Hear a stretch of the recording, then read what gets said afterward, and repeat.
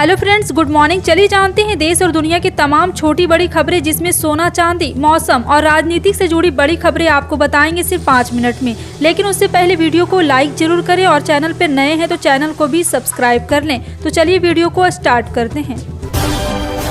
मध्य प्रदेश विधानसभा चुनाव के लिए भाजपा ने शनिवार को घोषणा पत्र जारी किया। पार्टी ने संकल्प पत्र का नाम दिया राज्य की जनता से। भाजपा ने कई बड़े वादे किए। लड़कियों को ग्रेजुएशन तक मुफ्त की पढ़ाई समेत 20 वादे इसमें शामिल हैं।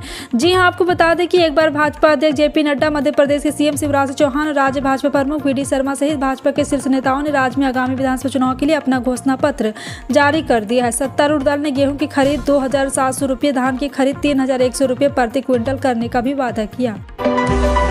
नागरिक उड्डयन मंत्री ज्योतिरादित्य सिंधिया ने कहा है कि वो मुख्यमंत्री बनने की किसी भी दौड़ में नहीं, क्योंकि वो हमेशा पार्टी के कार्यकर्ता रहे और रहेंगे। वो मध्य प्रदेश के चुनाव में सम्राट विक्रमादित्य के नवरत्नों में से एक महान गणितज्ञ वराम मिहिर की जन्मस्थली कायता से उज्जैन के सफर में एनडीटीवी के संवाददाता अनुराग द्वारे के साथ थे। इस सफर के दौरान इंटरव्यू में उन्होंने ये बड़ी बात कही।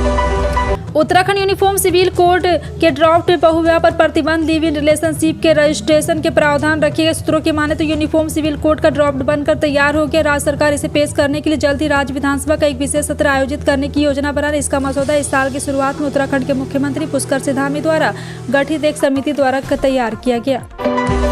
दिल्ली पिछले लगभग 15 दिनों से प्रदूषण से हालत बेहाल ही चिंताजनक बना हुआ है। हालांकि गुरुवार को हुई बारिश ने कुछ राहत प्रदान की, लेकिन दिवाली के बाद फिर से वही स्थिति होने की संभावना है। दिल्ली एनसीआर में वायु प्रदूषण का सबसे बड़ा कारण हरियाणा और पंजाब में जलने वाली पराली को माना जाता है। इसमें भी सबसे ज्यादा पराली पंजाब में जलाई जाती है। तेलंगाना में विधानसभा चुनाव की तारीख नजदीक आ रही है। ऐसे में चुनाव प्रचार भी तेज हो गए। वहीं एमआईएम नेता असदुद्दीन ओवैसी भी इन दिनों चुनाव प्रचार में जुटे हुए हैं। ओवैसी हमेशा से अपने बयानों को लेकर चर्चा में बने रहते हैं। एक बार फिर असदुद्दीन ओवैसी ने भाजपा पर निशाना साधा। तेलंगाना में एक जनसभा को संबोधित करते हुए ओवैसी ने कहा कि क्या मैं सबका भाई जान हूं, हर कोई बोलता है मेरे अजीज हो। मध्य प्रदेश विधानसभा चुनाव के लिए भारतीय जनता पार्टी ने अपना घोषणा पत्र जारी किया। पार्टी ने इस घोषणा पत्र को संकल्प पत्र का नाम दिया। पार्टी इस बार शिवराज से सबसे प्रमुख योजनाओं में से एक लाडली बहना योजना का विस्तार किया है। घोषणा पत्र में वादा किया गया है कि इस बार सरकार बनने पर आर्थिक सहायता के साथ साथ बहनों को पक्के मकान भी दिए जाएंगे। इसके साथ ही उज्ज्वला लाडली बहना योजना की लाभार्थी बहनों को 450 में मिलेगा रसोई गैस सिलेंडर देने का बीजेपी ने वादा किया। कांग्रेस नेता राहुल गांधी ने शनिवार को कहा कि अब तेलंगाना सहित पूरे भारत में जन केंद्रित शासन के युग की शुरुआत करने का समय आ गया। उन्होंने दावा किया कि बीआरएस सरकार तेलंगाना के लोगों की जरूरतों को पूरा करने में अक्षम है। राहुल गांधी ने अपने यूट्यूब चैनल पर तेलंगाना में 2020 में आत्महत्या करने वाले किसान परिवार के घर की अपनी हालिया यात्रा का एक वीडियो भी साझा किया। जमीन के बदले नौकरी मामले में लालू यादव की मुश्किलें और बढ़ सकती। ईडी ने लालू यादव परिवार के कथित सहयोगी अमित कत्याल को गिरफ्तार कर लिया। अमित एक व्यवसायी और एक इन्फो सिस्टम के प्रोमोटर है। यह कंपनी भी जमीन के बदले नौकरी मामले मनी लॉन्ड्रिंग में शामिल हो रही। कत्याल और एक इन्फो सिस्टम जमीन घोटाले में ईडी और सीबीआई के जांच के दायरे में है। कांग्रेस नेता और लोकसभा सांसद अधीर रंजन चौधरी ने इंडिया गठबंधन पर प्रधानमंत्री नरेंद्र मोदी के जुबानी हमलों पर चुप्पी साधने के लिए पश्चिम बंगाल के मुख्यमंत्री ममता बनर्जी पर निशाना साधा है। उन्होंने एक समाचार एजेंसी से बातचीत में कहा, 5 राज्यों में चुनाव हो रहे, कड़ा मुकाबला चल रहा। पीएम मोदी कांग्रेस को हराने के लिए इन राज्यों में रैलियां कर रहे। वह कांग्रेस और विपक्षी गठबंधन को गालियां दे रहे हैं, लेकिन ममता बनर्जी चुप है। केंद्रीय रक्षा मंत्री राजनाथ सिंह ने राज्य सरकार में हुए कथित भ्रष्टाचार को लेकर कांग्रेस पर निशाना साधते हुए कहा कि उसके लोग कहते हैं कि हम ही हीरो हैं। यह हीरो नहीं, जीरो है और उन्हें विदा करने का समय आ गया। रक्षा मंत्री ने कहा, राज्य में भारतीय जनता पार्टी की सरकार बनने पर 304 वर्ष के भीतर वामपंथी उग्रवादी को यहां से समाप्त कर दिया जाएगा। बिहार में जातीय आधारित जनगणना से जुड़ी रिपोर्ट सार्वजनिक की जा चुकी है। आर्थिक स्थिति तक बताई गई है। मुख्यमंत्री नीतीश कुमार, लालू प्रसाद यादव ने इसका पूरा समर्थन किया। समर्थन की बात बीजेपी के नेता भी कहते रहे, लेकिन आंकड़ों को लेकर आरोप लगा रहे कि वह सही नहीं है। वहीं दूसरी ओर रिपोर्ट का सदन में पेश करने के भी बाद आरक्षण से जुड़ा बिल पास हो गया। 50 से बढ़ाकर 65 कर दिया गया है। रिजर्व बैंक ऑफ इंडिया ने शुक्रवार को सिस्टम आउटेज के कारण रुपये में आए भारी उतार चढ़ाव को लेकर ट्रेंडिंग प्लेटफॉर्म में सफाई मांगी। इसकी वजह से रुपया 83.50 के निचले स्तर पर जा गया है। वहीं financial technology and data provider LSGS यहां पे बयान जारी करते हुए कहा कि हमने उस टेक्निकल सिस्टम आउटेज को ठीक कर लिया है। मध्य प्रदेश विधानसभा चुनाव के लिए भाजपा ने शनिवार संकल्प पत्र जारी किया। टैग लाइन मोदी की गारंटी, भाजपा का भरोसा है, गरीब कल्याण, गरीब किसान लगभग हर वर्ग को साधा गया है। लाडली बहनों को पक्के मकान, गरीब परिवार के छात्रों को केजी से 12वीं तक के छात्राओं को पीजी तक मुफ्त शिक्षा देने का वादा किया गया है।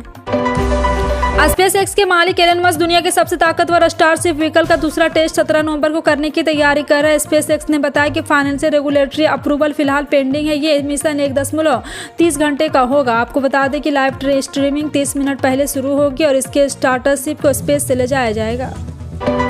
सुप्रीम कोर्ट में दिव्यांग लोगों द्वारा संचालित पहला कैफे शीर्ष अदालत के परिसर में खोला गया। चीफ जस्टिस डीवाई चंद्रचूड़ ने समावेशिता को बढ़ावा देने की दिशा में एक कदम उठाते हुए सुप्रीम कोर्ट परिसर में मिट्टी के कैफे का शुक्रवार को उद्घाटन किया, जिसका संचालन पूरा प्रबंधन दिव्यांगजन करेंगे। इस दौरान विशेष रूप से दिव्यांग बच्चों को आमंत्रित किया गया था। कार्यक्रम के दौरान सुप्रीम कोर्ट आने जज भी मौजूद रहे। दिल्ली एनसीआर में प्रदूषण और पंजाब समेत पड़ोसी राज्यों में पराली जलाने की घटना से नाराज सुप्रीम कोर्ट ने शुक्रवार को कहा किसानों के खिलाफ एफआईआर दर्ज होगा और अब पराली जलाने का समाधान नहीं। सुप्रीम कोर्ट ने राज्य को सुझाव दिया कि उल्लंघन करने वालों को एमएसपी के तहत यहां पे पराली जलाने वालों पर रोक लगानी होगी और एफआईआर दर्ज करनी होगी। कुछ प्रोत्साहन या जुर्माना, जैसे कि जो लोग खेत में आग लगाते उन्हें अगले साल एमएसपी नहीं मिलेगा।